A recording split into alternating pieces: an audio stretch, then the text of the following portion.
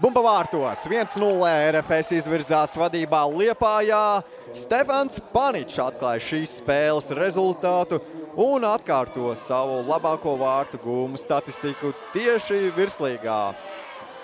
Kā veiksmīgi RFS izdevies atklāt šīs spēles rezultātu 1-0 un būs jādodās liepājniekiem atspēlēties. Bumba ir paliek bumba RFS futbolistiem. Ikaunieks tur spēlē aiz aizsargiem. Savaļnieks centrējums. Šeit vai būs sitiens pa vārtiem un tagad labi iespēja un bumba ir vārtos 2-2. Izlīdzina rezultātu RFS. Bet izstās jā, ka ir šeit pārkāpums fiksēts.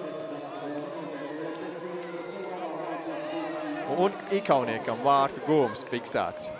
2-2.